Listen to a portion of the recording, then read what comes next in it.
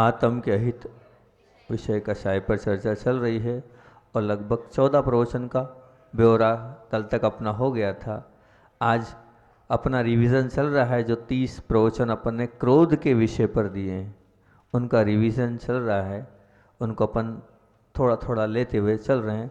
तो आज प्रारंभ करते हैं। 15वें प्रवचन की बात थी, उसमें हमने प्रारंभ किया था कड़वा भी नीम स्वास्थ्य के लिए लाभकारी होता है। तीक्ष्ण कांटा भी पाँव में हमारे चुभे हुए कांटे को निकालने में काम आता है। वो आग भी सोने को शुद्ध विशुद्ध बनाने में काम आती है। वो बदबूदार जो विष्ठा है वो भी किसी के सुअर आदि के काम आती है। परंतु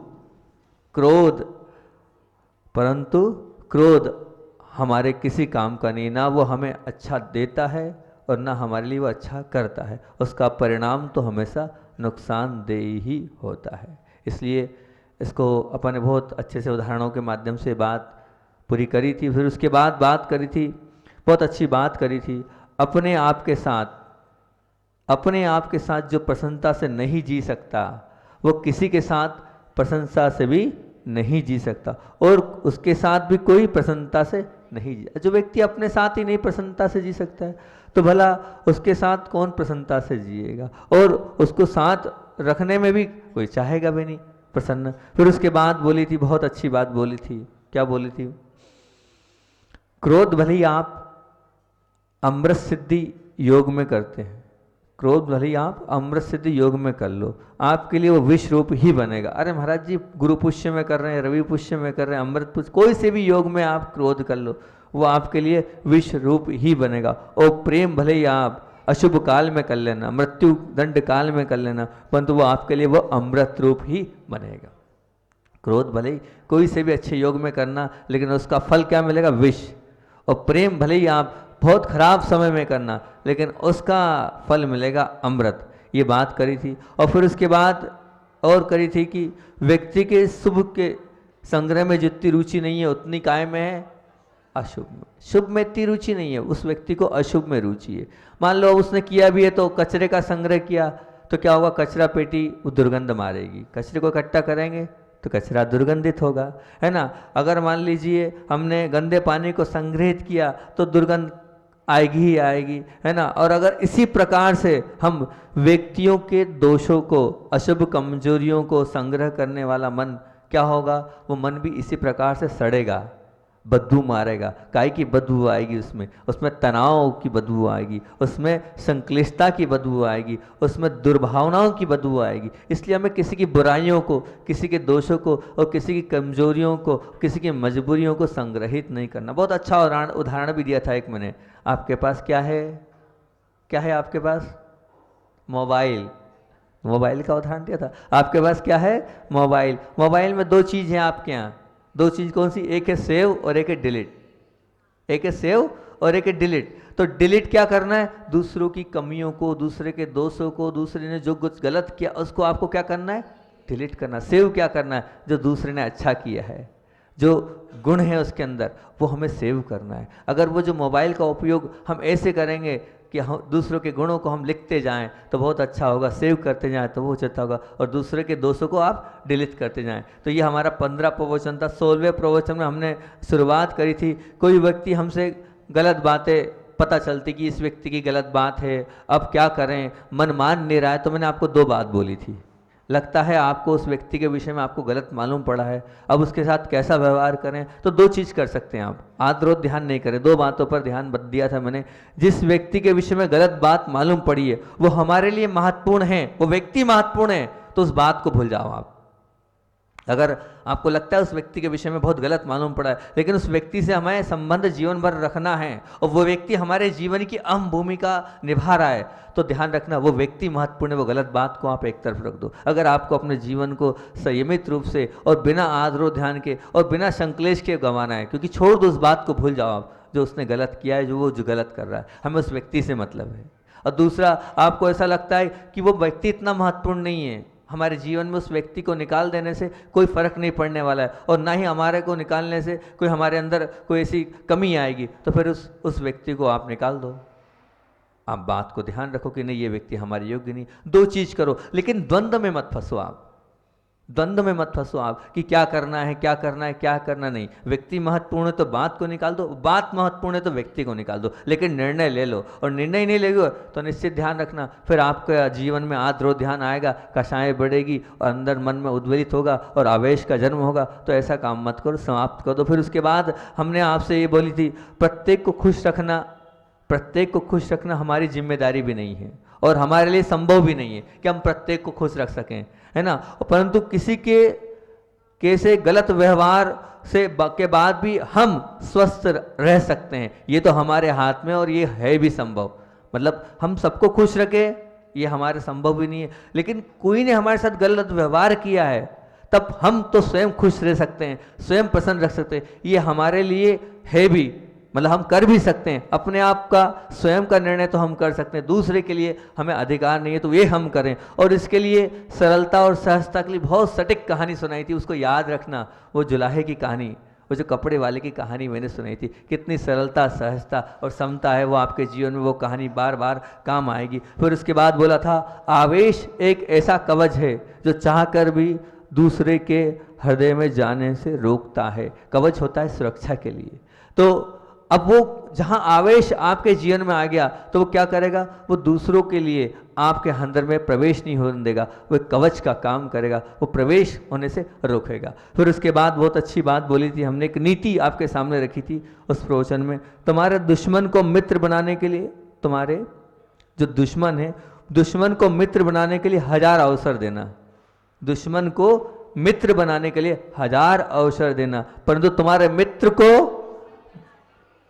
दुश्मन बनाने के लिए एक भी अवसर मत देना। जो तुम्हारा मित्र है वो दुश्मन बन गया, ऐसा कोई काम मत करना कि तुम्हारा मित्र दुश्मन बन जाए। तो फिर यहाँ तक हुई थी। और एक अंतिम बात और बोली थी, एक बात क्या बोली थी, शांति, प्रसन्नता, प्रेम और तंदुरुस्ती में अगर कटौती लाने का कोई काम करता है, आवेश, आवेश पे उस दिन पूरा प्रवचन था अपना। कौन? शांति में, प्रसन्नता में, प्रेम में और तंदुरुस्ती में कटौती समाप्ति लाने वाला कौन काम करता है? तो वो करता है आवेश। और फिर उसके बाद एक और याद आ गई, बहुत अच्छी। सांड को, मतलब जो बैल होता है, बैल, सांड को आगे से, गधे को पीछे से और शेर को नजदीक से नहीं छेड़ना, बिल्कुल नहीं छेड़ना, परंतु क्रोधी को तो कहीं से मत छेड़ना। क्या बोला था? सांड को आगे से, गधे को पीछे से, शेर को नजदीक से नहीं छेड़ना, परंतु क्रोधी को तो चारों तरफ से मत छेड़ना। जो क्रोधी वहां दिखे रास्ता अलग कर लेना, वहां से छोड़ देना, नहीं तो आप उसके रास्ते लग जाएंगे। फिर उसके बाद ये था 16वां 17वां प्रवचन अपन ने शुरुआत करी थी और बहुत सारे बिंदु रखे थे कि क्रोध से क्या हानि होती है, शारीरिक, मानसिक। उनमें बहुत सारी बातें, 2-3 बातें जो विशेष है वो बता देता हूँ। पहली बात ये, क्योंकि ये बातें आपने सुनी नहीं होगी, वो वाली बात बता देता हूँ फिर से रिवाइज, कि क्रोधादि, जो क्रोध से अभिभूत माँ है, क्रोध से अभिभूत जो माँ है, वो माँ अगर दूध पिलाती है बच्चे को तो वो बच्चे के पेट में मरोड़ हो जाती है। अगर कोई माँ है और वो माँ क्रोध करती है और क्रोध करने के बाद अपने बच्चे को दूध पिलाती है तो बच्चा बीमार हो जाता है, मरोड़ मतलब दस्त लग जाते हैं उस बच्चे को। इतना आपके अंदर क्रोध का प्रभाव उस बच्चे के ऊपर पड़ता है। फिर उसके बाद कहा था, जो माँ हमेशा चिड़चिड़ापन करती है और माँ बच्चे को दूध पिलाती है तो बच्चे को अनेक प्रकार के जीर्ण रोग हो जाते हैं। उन जीर्ण रोगों का कारण उस माँ के क्रोध है। आप मान के चलें जो क्रोध कर रही है माँ। इसलिए कभी भी विशेष तौर से गर्भस्थ माँ को और जो शिशु है जिसके पास तो बालक है दूध पीता हुआ, उस माँ को कभी भी क्रोध नहीं करना चाहिए, उसका प्रभाव बच्चे पर बहुत ज़्यादा पड़ता है। और फिर उसके बाद बोले, अत्यधिक क्रोध के कारण जो आपकी पतली रक्त वाहिनियाँ हैं वो क्या हो जाती हैं? फट जाती है। और फट जाने से जो रक्त का संचरण है वो तीव्र हो जाता है, और जब तीव्र होता है तो चाहे जहाँ रक्त पहुँच जाता है, और जब चाहे जहाँ रक्त पहुँचता है तो अनेक प्रकार की बीमारियाँ होती है। और यहाँ तक कि यही बताता है कि उससे हीमोग्लोबिन भी जो आपका है वो कम हो जाता है, और क्रोध के प्रभाव से ही बीपी लो, बीपी घटना आदि होता है। और रक्त में जो गाढ़ापन है होता है, जब आपका रक्त का जो गाढ़ापन है वो पतला हो जाता है, तो पतले होने से आप मान के चलना, पतला काहे से होगा? आपने क्रोध किया, शरीर में गर्मी बढ़ी, वो गर्मी बढ़ने से जो है वो रक्त पतला होता है। वो रक्त जहाँ पतला हुआ वहाँ अनेकों बीमारियों का कारण बनता है। फिर हमने कहा था कि अगर ऐसा लगता है तो ध्यान रखना, एक तरीका दिया था जो हमने अनुभूत भी किया, बहुत से लोगों को बताया कि जो व्यक्ति ज़्यादा गोल्ड सोना पहनता है, उसे, जो क्रोधी व्यक्ति है, अगर वो सोना पहनता है तो ना पहने, क्योंकि सोना जो होता है वो गर्मी बढ़ाने वाला काम करता है, वो उद्वेलित करने वाला काम करता है। इसलिए जिसको ज़्यादा क्रोध आता है वो कभी भी सोना ना पहने, ना के बराबर सोना पहने। क्या पहने? वो चांदी पहने।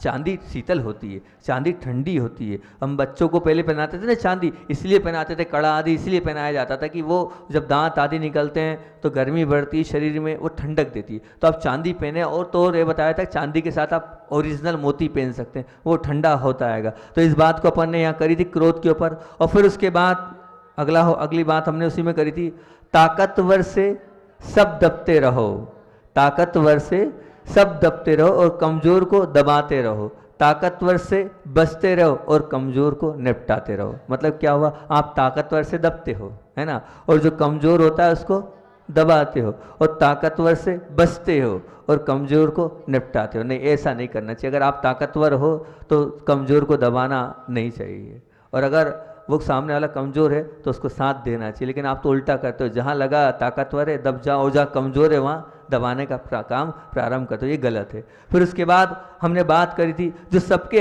सबको हृदय में रखता है वो तो महान इंसान बन जाता है। जो सबको अपने हृदय में रखता है वो महान इंसान बन जाता है। और फिर कहा था, बड़े बने रहने के लिए तुम्हें सभी को दबाते रहना पड़ता है। बड़े बने, आपको बड़ा बनना है ना, आपको तो सबको संचालन करना है। अब सबको संचालन करना है, बड़ा बनना है, तो सबको दबाते रहना पड़ेगा। लेकिन महान बनने के लिए तुम्हें सभी को बचाते रहना पड़ेगा। बचाते मतलब उसका बचाव करना है किसी भी तरह से छोटे का। आप अगर महान बनोगे, महान बनना चाहते हो, तो सबको बचाने का प्रयास करोगे तो आप महान बन जाओगे, ये बोली थी। और फिर उसके बाद उसी दिन बोली थी हमने बात, कठोर पत्थर ने तो फिर भी जगत को वो परमात्मा दिए, बड़े बाबा जैसे। कठोर पत्थर ने तो फिर भी इस जगत को प्रतिमा रूप बड़े बाबा दिए, लेकिन कठोर हृदय ने तो हमेशा क्या दिया? हमेशा हिटलर जैसे और चंगेज खान जैसे ऐसे अनेक प्रकार के जो क्रूर अत्याचारी लोग हैं वो दिए। ये प्रवचन हुआ था अपना 17वां, और अब अगला है 18वां प्रवचन। यहाँ पर अपन ने बात बहुत अच्छी बोली थी, और एक कहानी हमने सुनाई थी, बहुत दिन से मांगती कहानी सुनाओ, तो एक कहानी हमने सुनी थी कि हमें गुस्सा छोड़ना है। गुस्सा छोड़ना है तो गुस्सा छोड़ो। तो मैंने कहा था ठीक है, जिसको ज़्यादा गुस्सा आता है उसके लिए जुर्माने के रूप में 100 रुपये, 200 रुपये, जितनी कैपेसिटी होती। तो वो पहले तो दान दे दिए, बाद में कहा नहीं हो रहा है कम, तो फिर उसमें कहा था ठीक है, जिस पर गुस्सा करो उसको आपको पैसा देना है। और हुआ भी, यहाँ फॉलोअप भी हुआ है, हमारी दादी ने किया भी था फॉलोअप, है ना, किया, हो गया, ठीक हो गया, बहुत बढ़िया। दादी आई थी, हमने दादी से बोला तो गुस्सा आता था, वो पोता तो बहुत खुश था, और अभी हाल आया था, बोले महाराज जी क्या करा, अब तो मिलते ही नहीं है पैसे। दादी का गुस्सा ही खत्म हो गया। तो जिस पे गुस्सा करो उसको पैसा दो अपने आप। तो मैंने कहा था 2-3 आपको बनाए थे, मतलब इतना बड़ा मान का गलन होता है। एक तो सामने वाले पे गुस्सा करो, फिर उसे क्षमा भी मांगो और साथ में पैसे भी दो, तो अपने आप आपका गुस्सा समाप्त हो जाएगा, है ना। ऐसा अपने को करना है। तो इंदौर वाले गुस्से करते हैं क्या? करते हैं क्या? नहीं करते। हाँ, तो ये गुस्से के लिए बहुत अच्छी कहानी सुनाई थी। और फिर उसके बाद एक बहुत अच्छी बात बोली थी कि मान लो 500 दिन तक आपने अच्छा व्यवहार किया, मान लो बहुत दिनों तक आपने अच्छा व्यवहार किया, परंतु एक बार आपने अपना उग्रपना दिखा दिया, तो जो आपका स्वभाव था उस पर पूरा पानी फिर गया। अरे भले तुमने साल भर अच्छा व्यवहार किया, लेकिन एक बार तुमने ऐसी बात कर दी तो वो पूरा खत्म, कराया पानी हो गया। तो कम से कम सोच समझ के हम वो करें। और फिर उसके बाद बोला था, प्रेम की जिस पूंजी पर आत्मा परमात्मा बन सकती है, प्रेम की जिस पूंजी पर आत्मा परमात्मा बन सकती है, उग्र स्वभाव प्रेम की उस पूंजी पर सबसे पहले आक्रमण करता है। उग्र स्वभाव प्रेम की उस पूंजी पर सबसे पहले आक्रमण, क्योंकि देख लेना, जिसके पास उग्र स्वभाव है उसके पास प्रेम नहीं है, और जिसके पास प्रेम नहीं है वह आत्मा परमात्मा बन ही नहीं सकती है। आत्मा को परमात्मा बनने के लिए अपने हृदय में प्रेम को रखना पड़ेगा, और प्रेम नहीं है तो परमात्मा नहीं है, और परमात्मा नहीं है तो कुछ नहीं है, ये मान के चलना। ये अपना 18वां प्रवचन था, इसमें और 1-2 बातें थी। हाँ, बहुत अच्छा उदाहरण दिया था ये अच्छा है। उबलता हुआ पानी, उबलता हुआ पानी में यदि चेहरे के प्रतिबिंब को देखेंगे तो धुंधला दिखेगा। सामान्य से पानी में आप देखोगे तो स्पष्ट दिखेगा, ठंडा पानी है, उसमें अपना चेहरा देखो वो दिख जाएगा। और जहाँ पानी उबलता हुआ होगा तो वहाँ आप देखना आपका चेहरा धुंधला दिखेगा। इसी प्रकार जिसका उबलता हुआ स्वभाव होता है, उबलता मतलब गुस्से वाला, तेज गरम स्वभाव होता है, उग्रता वाला स्वभाव होता है, उसमें भी क्या होगी, उसकी प्रसन्नता, संबंधों की आत्मीयता, वचन की मधुरता धुंधली होती चली जाएगी। जिसका स्वभाव इस प्रकार का गर्म होगा उसके जीवन में क्या, उसकी प्रसन्नता, उसके संबंधों की आत्मीयता, उसकी वचनों की मधुरता क्या होती चली जाएगी, धुंधली होती चली जाएगी। ये बात हमने बोली थी। और फिर उसके बाद एक और बात बोली थी, क्या, ऐसे गर्म मिजाज वालों के जीवन में ना तो वो मौज महसूस कर सकता है, ना ही सम्यक खोज कर सकता है, और उसके जिंदगी मात्र एक भोज बन के रह जाती है। जिस व्यक्ति का ऐसा गर्म मिजाज है, ना वो मौज महसूस कर सकता है, ना वो खोज महसूस कर सकता है, और उसका जीवन क्या रह जाता है, मात्र एक भोज बनकर रह जाता है। वो जीवन जिएगा, सिर्फ जी सकता है, लेकिन वो कभी अपने जीवन को एंजॉय नहीं करेगा, वो अपने जीवन को सही तरीके से जी नहीं पाएगा। जिसका कैसा है स्वभाव, गर्म मिजाज जिसका स्वभाव है। और फिर उसके बाद एक बात और बोली थी कि हाथों में पत्थर उठाने वालों को दुनिया ने, हाथों में पत्थर उठाने वालों को दुनिया ने कभी सम्मान किया नहीं, और फूल रखने वालों को से दुनिया ने कभी घृणा की नहीं। अगर जो व्यक्ति पत्थर रखे तो कौन उसका सम्मान करेगा, और जिसके हाथ में हमेशा गुलगस्ता है उससे कौन घृणा करेगा, उससे तो सब गले लगाने को तैयार रहेंगे। तो आप भी इसी प्रकार, ये हो गया अपना 18वां। फिर उसके बाद 19वां प्रवचन था। 19वां तो बहुत बढ़िया बात उस दिन हमने बोली थी उस प्रवचन में। अपेक्षा की उपेक्षा होती है, अपेक्षा की उपेक्षा होती है, इसलिए मनुष्य क्रोध नहीं करता है, परंतु अपेक्षा पूर्ति के आग्रह की उपेक्षा होती है तब मनुष्य क्रोध करता है। इसका तात्पर्य बताया था, एक बार और बताता हूँ। मुझे चाय गरम चाहिए, यह है अपेक्षा। आपने कह दिया मुझे चाय गरम चाहिए, यह है अपेक्षा। लेकिन मुझे गरम चाय ही चाहिए, यह है अपेक्षा। और अब नहीं मिली, यह अपेक्षा पूर्ति का आग्रह। अब नहीं आई तो आप 10 बात, अब ये कारण था नहीं आ पाई, कोई होगी, लेकिन आपने अपेक्षा करी, और अपेक्षा का जहाँ आग्रह होता है वहाँ क्रोध का जन्म होता है। अपेक्षा जहाँ रखी वो तो है नहीं। मैंने उस दिन उदाहरण भी दिया था, मुझे भी अपेक्षा है कि पूरे बंडी मावरा को रोज क्रोध के बोल रहा हूँ, सब लोग क्रोध छोड़ दें, अपेक्षा है। अब नहीं छोड़ोगे तो क्या, अब नहीं छोड़ोगे तो मैं ऐसा तो है नहीं कि आग्रह करूंगा, नहीं, अपेक्षा रखूंगा, लेकिन अपेक्षा का आग्रह नहीं। मूलतः अपेक्षा सबको होती है, हर व्यक्ति को अपेक्षा है, मुझे मोक्ष जाने की अपेक्षा है, अपेक्षा हो, लेकिन अपेक्षा का आग्रह ना हो। जहां आग्रह आ जाता है, ये मान के चलना, वहां जीवन समाप्त हो जाता है। क्रोध रूपी अग्नि के लिए अपेक्षा पूर्ति का आग्रह माचिस का काम करता है ना। क्रोध रूपी जो अग्नि है ना, उस क्रोध रूपी अग्नि के लिए अपेक्षा आग्रह क्या करता है, माचिस का काम करता है, यावत पेट्रोल का काम करता है। जहाँ आपने अपेक्षा के साथ क्या कर दिया, आग्रह लगा दिया, वहाँ वो अग्नि का काम करेगा, पेट्रोल का काम करेगा। उसमें बहुत अच्छी बात ये बोली थी हमने कि अपेक्षा अवश्य हो, परंतु अपेक्षा पूर्ति का आग्रह बिल्कुल नहीं। अपेक्षा अवश्य हो पर अपेक्षा पूर्ति का क्या नहीं होना चाहिए, आग्रह बिल्कुल नहीं। और परिणाम क्या निकलेगा, अगर नहीं है तो मन स्वस्थ और मस्त और प्रसन्न रहेगा। जहाँ अपेक्षा नहीं हुई कोई बात नहीं, अल्लाह अपन ने उसका आग्रह किया, वहाँ आपकी प्रसन्नता समाप्त। और एक आगम से इस बात को जोड़कर एक बात और बोली थी हमने उस दिन कि जहाँ आग्रह होगा वहाँ विग्रह गति होगी। ये थोड़ी सी कठिन बात है, ये हटके है, थोड़ी आगम की बात है। जहाँ आग्रह होगा वहाँ विग्रह गति होगी, और विग्रह गति होगी वहाँ आपको क्या होना पड़ेगा, अनाहरक होना पड़ेगा। वहाँ आपको, जैसे जब मरण करता है जीव, तो मरण करने के बाद जब कहीं जाता है तो 2 गतियाँ होती है, एक होती है ऋजु गति और एक होती है विग्रह गति। जब विग्रह गति होती है उस समय 1 समय 2 समय 3 समय तक मोड़ा जीव लेता है। उस मोड़े के समय अनाहरक अवस्था हो जाती है, मतलब जो आप कर्म वर्गणाओं को ग्रहण कर रहे हो उन वर्गणाओं को ग्रहण नहीं करते तो अनाहरक अवस्था हो जाती है। तो विग्रह गति में अनाहरक अवस्था है ना। और अगर ऋजु गति होती है तो सीधा जाता है वो जीव, वहाँ पर जन्म लेता है, वो वहाँ पर आहारक अवस्था होती है। तो क्रोधी की अवस्था अनाहरक अवस्था बन जाएगी विग्रह गति। विग्रह मतलब युद्ध, और जहाँ युद्ध होता है वह अनाहरक अवस्था हो जाएगी। मतलब आप भी अपने जीवन में विग्रह गति अगर लाएंगे तो क्रोध के माध्यम से लाएंगे, फिर आप अनाहरक बन जाएंगे, मतलब आपको जो चाहिए वो नहीं मिल पाएगा। ये अपन ने उस दिन बात करी थी। फिर उसके बाद इस जगत में जीवों को, अगली बात मैंने 4 विभागों में जीवों को बांटा था। ये भी बहुत रोचक विषय था कि 4 विभागों में किस प्रकार से बांटा था। 4 पहली बात करी थी कि इस प्रकार के भी जीव हैं जिन्हें प्रसन्नता तो किसी भी मूल्य पर चाहिए ही चाहिए। मतलब उनके जीवन का लक्ष्य होता है कुछ नहीं, मेरे जीवन का एक लक्ष्य, मुझे प्रसन्न रहना है और मुझे दूसरे को प्रसन्न करना। क्योंकि उसमें उदाहरण यह था, अग्नि और शीतल असंभव, नीम और मीठा असंभव, सियार और सरल असंभव, क्रोधी और प्रसन्न असंभव। इसलिए जिसके पास क्रोध है वो कभी प्रसन्न रह ही नहीं सकता। और भी उदाहरण दिए थे। फिर उसके बाद हमने करी थी बात, जिन्हें प्रसन्नता के साथ प्रेम भी चाहिए। कुछ लोग ऐसे होते हैं, प्रसन्नता तो चाहिए ही चाहिए और साथ में क्या चाहिए, प्रेम भी चाहिए। तो उस प्रकार के व्यक्तित्व थे। तो उसमें ये कहा था, प्रेम एक ऐसा भाव है जिस भाव को मनुष्य दूसरों से पाना भी चाहता है और दूसरों को देना भी चाहता है।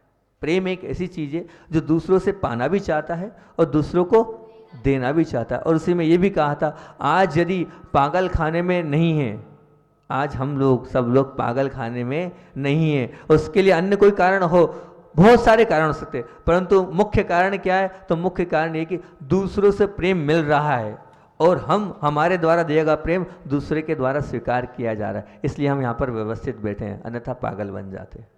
क्योंकि दूसरों के द्वारा प्रेम हमें मिल रहा है और हमारे द्वारा दिया गया प्रेम दूसरा स्वीकार कर रहा है। इसलिए आज हम यहाँ पर अपनी बुद्धि जो है डिप्रेशन में नहीं है, बुद्धि जो है डिप्रेशन में नहीं, हम पागल खाने में नहीं। ये मुख्य कारण बोला था। फिर अगला प्रवचन था, 2 बातें अपन ने बोल दी थी, जिन्हें प्रसन्नता चाहिए और जिन्हें प्रसन्नता के साथ प्रेम भी चाहिए। लेकिन कुछ व्यक्ति ऐसे होते हैं, नहीं, इन 2 चीज़ों के साथ भी तीसरी चीज़ चाहिए उन्हें। क्या चाहिए, जिन्हें प्रसन्नता भी चाहिए, प्रेम के साथ पुण्य भी चाहिए।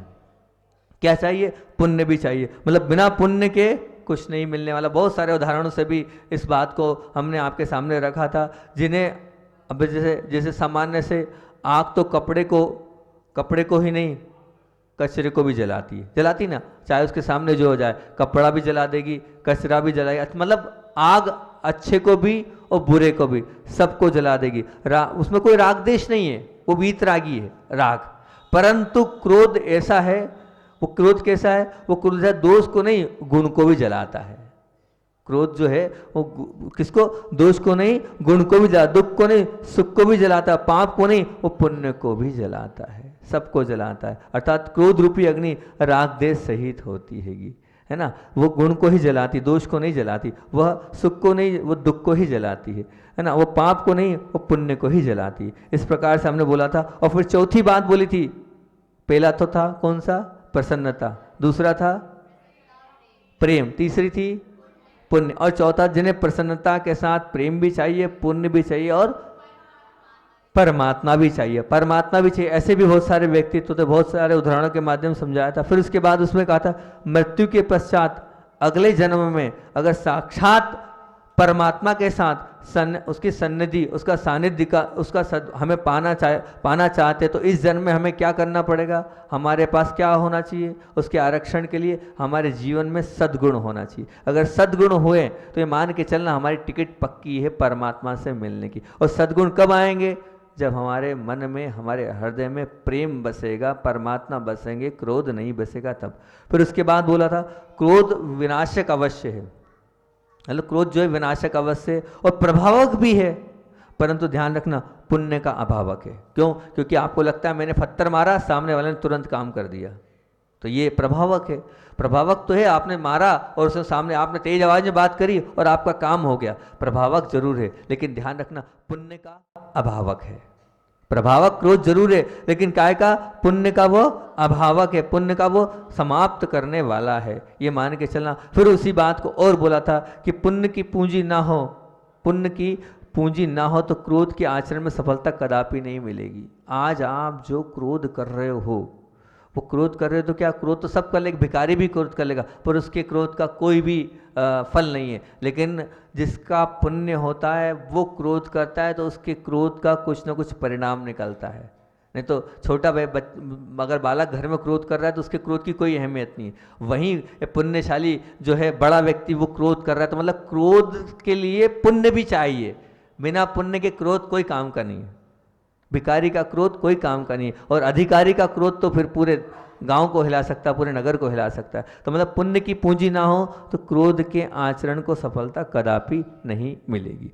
फिर उसके बाद अंतिम बात अपन ने बोली थी 21वें प्रवचन की अंतिम बात, क्रोध करने के कारण भले कितने ही सच्चे हो फिर भी क्रोध का परिणाम अच्छा नहीं होगा, ये सदा याद रखना। भले ही आप जिस पर क्रोध कर रहे हो वो कारण सही है, वो उपयुक्त है, आपको क्रोध करना ही चाहिए, लेकिन क्रोध करने के बाद भी क्रोध का परिणाम कभी भी ध्यान रखना, परिणाम पे अगर दृष्टि लगे तो उसका परिणाम अच्छा नहीं होता, ये सदा याद रखना। अपने समय हो गया है और 21 प्रवचन हो पाए, 9 प्रवचन अपन देखेंगे, कल करने का प्रयास करेंगे, 9 हो जाएंगे तो कल हो जाएंगे तो बहुत अच्छी बात है, तो परसों तक समाप्त कर देंगे, ठीक है।